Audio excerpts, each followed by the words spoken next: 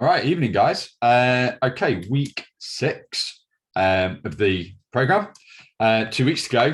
So this evening, this one's going to be hopefully short. These sometimes go on longer than I do because I just have a tendency of waffling and rambling, which I'm already doing. So let's cut that. I've got a question posted on the form. There's a couple of things that I'm going to talk about based on what has been said within the group, but also want to talk about something that has cropped up a few times this week, either when I'm talking to clients, when I'm talking to people, gym members, in-person clients, online clients, and just actually people on social media who ask me questions and things as well.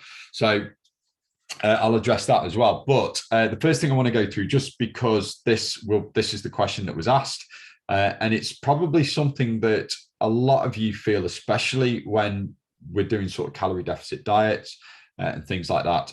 And the question is this: I feel constantly hungry at the moment and want to snack. How can I overcome this? Right. There's a couple of different things that could be causing this, and a couple of different things that need to be addressed. The first thing is that if you're in a moderate deficit, a moderate calorie deficit, so we're talking sort of 15 to 20%, which is probably about the most that I tend to put people in, then there will be a certain level of hunger. Okay. And one of the things that, and I'll post that, that's just reminded me, actually, I'll make a note of that. What I will do is I will actually post into the group something called the hunger scale. And I think I've actually made it available to you guys, but I'll post it up in the group as well, so you can see it.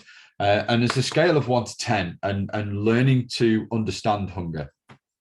So it's perfectly normal on a calorie deficit, when you've restricted your calories a little, to feel some level of hunger. Okay. And actually, that's something that we have to get used to a degree, because our body is kind of designed to a certain level to constantly want to feed itself. And it's a hang up from our ancestors, I guess, in that in times of plenty we eat, because there will be times of famine. But obviously at the moment, and in today's society, there isn't that kind of difficulty in finding food. Food is freely available. It's readily available. If you are hungry, you can get hold of food. So we don't have the same, basically our bodies, the cues that we have are not working as they were intended. All right. So we have to learn to live with a certain level of hunger. And this hunger scale can kind of train you into understanding what, because if I say you have to learn to live with a certain level of hunger, but clearly if your tummy's rumbling, then you should be eating. Your body's telling you something. All right. So yes, when we're hungry, we should eat. And there's a big kind of movement around intuitive eating and things like that that will sort of tell you to listen to your hunger cues. The problem is that our hunger cues are designed so that we're constantly wanting to eat. All right. And if you're not tuned into understanding what level you should be eating at, what level of hunger you should be eating at, then the intuitive eating regime is not going to work for you. It's good for weight maintenance, but for weight loss, it's not going to work. So if you have followed an intuitive eating pattern before, that's maybe why it's not worked. Okay, so we do need to kind of understand what is the appropriate level of hunger before we need to eat. Now, having said that, there are things that we can do that can reduce the amount of hunger we experience. All right. So we do need to think about certain things. We could be hungry because we are not getting enough protein in. Protein is satiating. I've said this all the way through, and a high level of protein will reduce the hunger. It does that by adjusting the level of hunger hormones, right? So you eat protein, it reduces the level of the hormone that makes you hungry and increases the level of the hormone that makes you feel full. All right. Fiber. Fiber is satiating because it fills our stomach and it kind of keeps us fullest for longer because our body can't process it quickly. So we need to make sure we get enough fiber, which is why you have a fiber target. So you aim for about 14 grams per 2,000 calories is a good level. All right. So if your calorie intake is 2,000 calories a day, then you should be eating at least 28 grams of fiber and more. All right. So eating enough fiber, drinking water. So water can pre-fill the stomach and make us feel fuller for longer as well. So again, reducing the hunger. So there are those three things that we can look at. So if it's genuine hunger, then increasing protein, increasing the portion of vegetables and fiber into our diet is good. And then also making sure we drink enough water. And if you get those three basic things right, then that should reduce it. Sleep. Sleep is something that is important. If your hunger levels are increasing, then look at your sleep as well. Because if we don't hit that sort of 7 to 9 hours, for most people, 7 to 9 hours on average a night, then again, that can actually increase the level of the hormone that increases your hunger and dampen down the way that we respond to the hormone that makes us feel full. All right. So it can make us feel hungry. So again, there's those sorts of things there. So 5 key things there. One is we need to understand what level of hunger is appropriate before we need to eat. We need to make sure we're eating enough protein.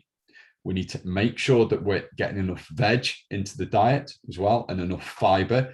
Things like carbohydrates as well are good. So carbs are good for making us feel satisfied, particularly starchy carbs. So things like potatoes. Potatoes are highly satiating, particularly boiled potatoes. And then you've got things like oats and stuff like that.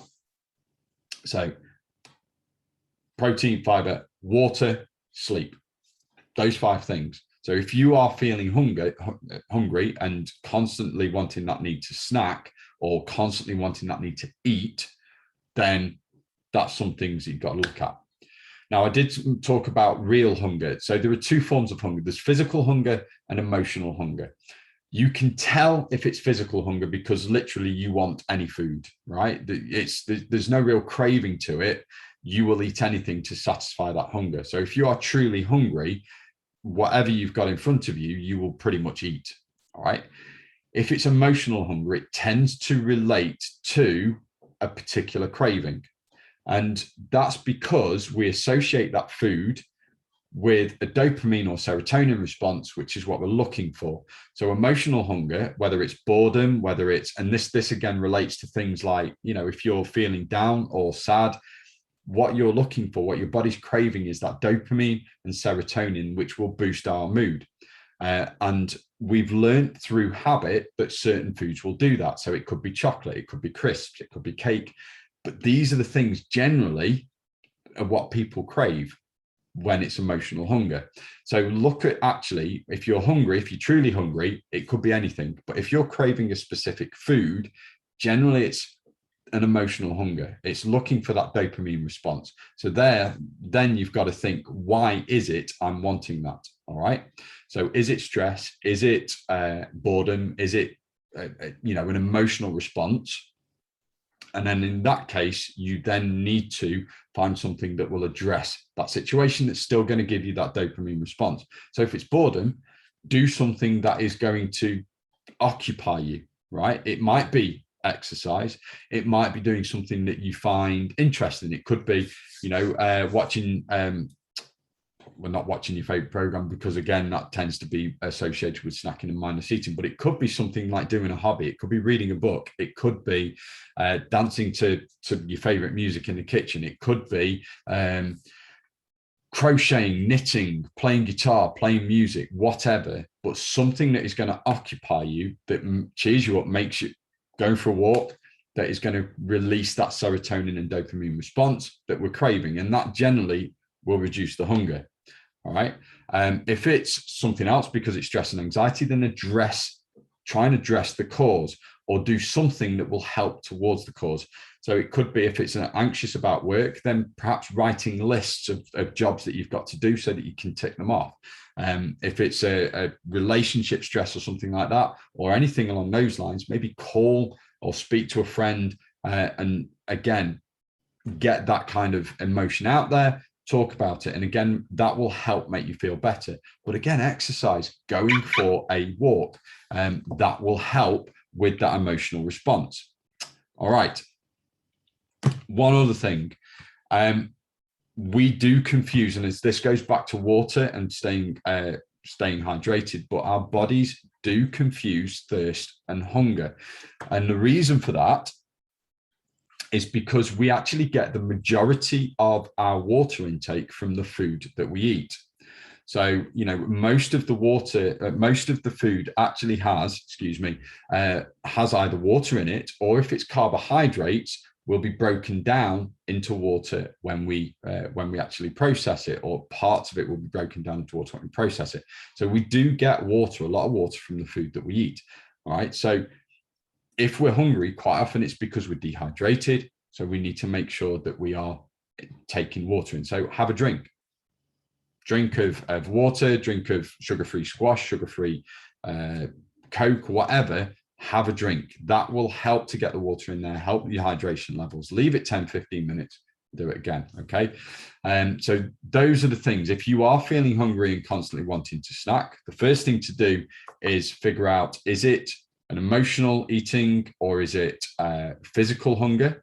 If it's physical hunger, you need to look at those things that I mentioned. So the amount of protein, the amount of fiber in your diet, i.e. veg, increase the number of veg, make sure you're drinking enough, and then again, make sure that you are sleeping, all right? If it's an emotional hunger, then address the causes, think about the causes, but ultimately what you need to do is try and create a dopamine response in the body, and things like exercise, doing things you enjoy, are going to bring those dopamine responses up, all right? The problem is that for emotional hunger, we've built a habit, so we need to try and break the habit. So a couple of things that I've already put with the habit building. So remember, it's a cue, craving, response, reward. So if it's breaking a bad habit, we need to remove the cue. So first things first is that if you've got that emotional hunger, you will be going to the regular places for, it could be, if it's biscuits, you go to the biscuit tin. We need to disrupt that cue. So we need to hide those foods or don't buy them in. All right. So if you know that you're craving snacks, do not buy them in. Break the cue.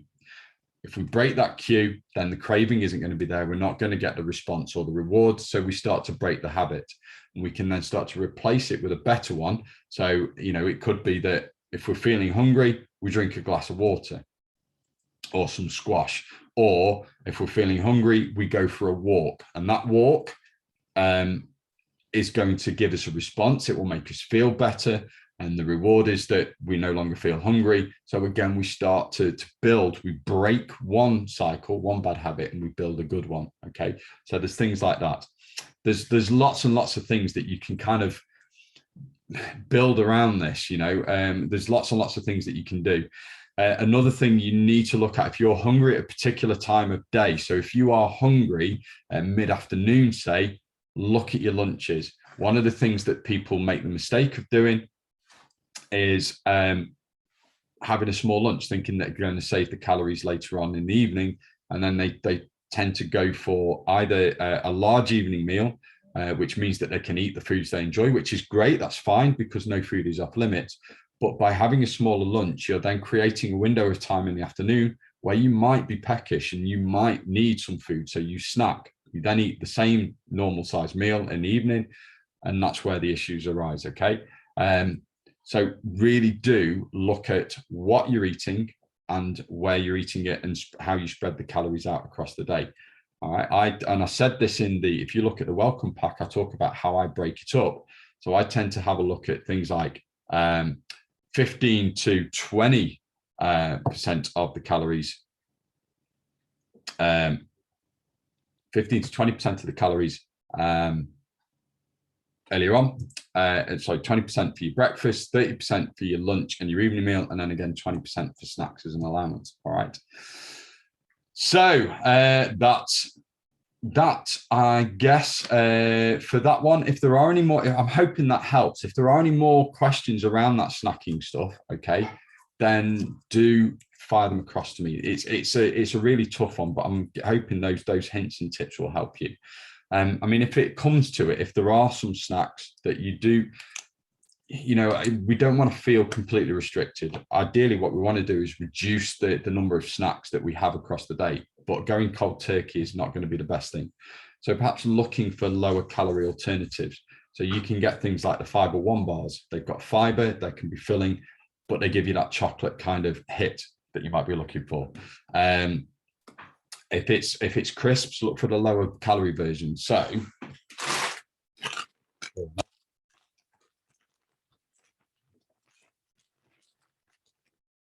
is quite good. 95 calories per portion, so a quarter of a bag, 5 calories.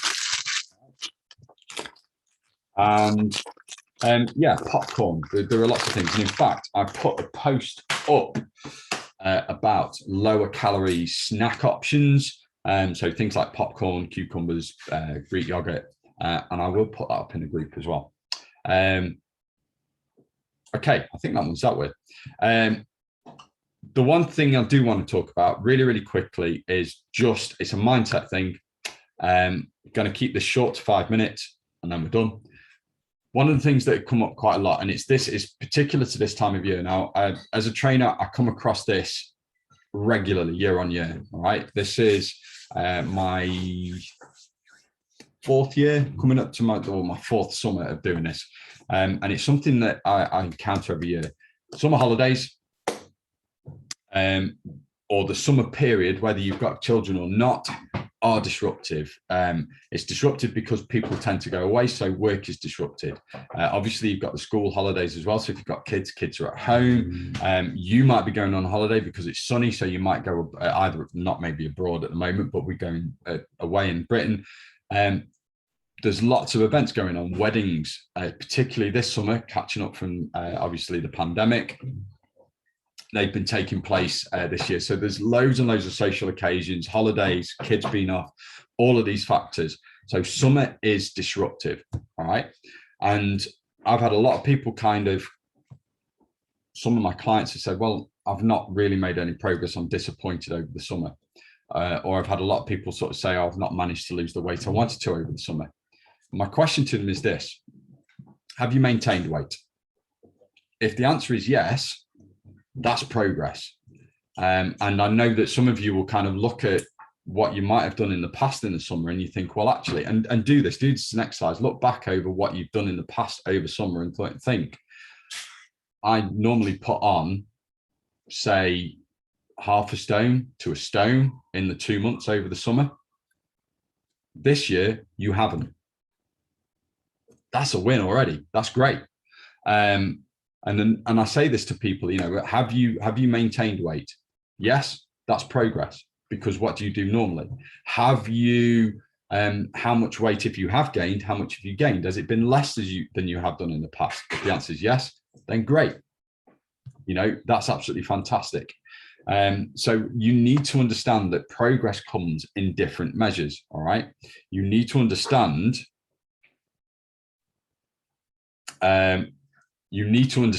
sorry, I've just had a really, really good message from a client there. You need to understand that, you know, we measure progress in different ways. We don't constantly need to be, if it's weight loss that's your goal, you don't constantly need to be losing weight to make progress. Maintaining it during a time where you normally put on is progress. You need to look, and I say this all the time, you need to look at progress in other ways. Your weight might plateau, but your inches may drop down, which is why I ask you to measure yourselves, and you're going to do that in a couple of weeks at the 8-week stage as well. It's why we take photos. It's why we look at the fitness and energy levels. It's why we need to look at the way that we're eating as well. Progress will come in different ways. So don't just judge your progress on the scales, because actually, and I say this to a lot of clients, think about this question, right? You've got a choice.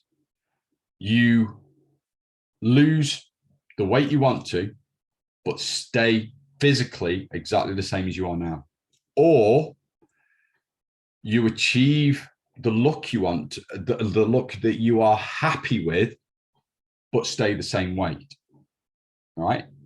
So let's say those are the two options, simple options. You have a goal, you probably got a goal weight in mind. So the option in one is this: you achieve your goal weight, but you are staying the same as you are now.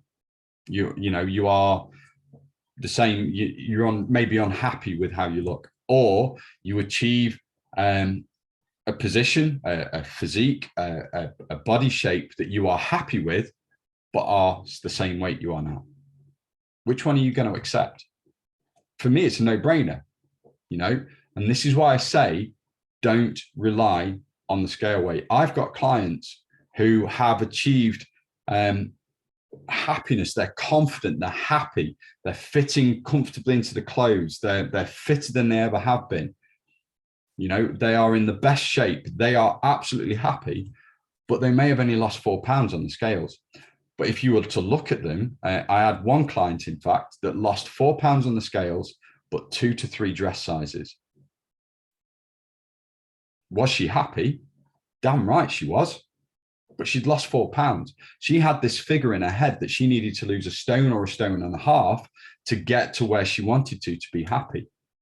But actually, that wasn't what she needed. What she needed to do was to change. She changed her lifestyle. She changed the food that she ate. She started exercising 2, 3, 4 times a week, changed the body shape completely. But weight change wasn't that much. She lost just under half a stone. That was it. Okay. So my message to you then is you need to think about how we measure progress. Okay. So at any point in the future, and this for you guys, this is going to be, it applies on those weeks where you think, oh my God, I've not made progress, or I've done terribly. We all have, that's fine. We all have those weeks. That's fine. The trick is to make sure that you measure the progress on all of the wins. And this is why I ask about non-scale victories. It could be that you've managed to prep food habits. So you managed to prep meals or plan meals for the next couple of days. It could be something as simple as, I've managed to hit 8,000 steps a day for the last 2 days. I might not have eaten great, but I've hit 8,000 steps for the last 2 days. So that's one win. Now I need to get back on the routine, the good routine with my food. So always look for those things and look for ways that you can measure progress, because things are not going to be perfect. We're looking for consistency. And I remind you again, if you are consistent 80% of the time, then you will make progress. And what that means is that 20% where you're not consistent, that can amount to 6 days out of every month. So there are 6 whole days in a month where you can be even eating 500 calories above your maintenance, you will still make progress. All right. I think that's enough said, really. So a couple of things I will put up then. I'm going to post the link to this video, obviously, and you'll know that because you're watching it. But the other thing I will do as well is I will make the posts available for snack ideas, and I will put up that hunger scale, but also give you something on the satiety index. So this is again relating to carbs. So I've cropped it. I've come across a lot of people who are afraid of carbs over the last few weeks, and I wanted to kind of destroy any myths there. All right.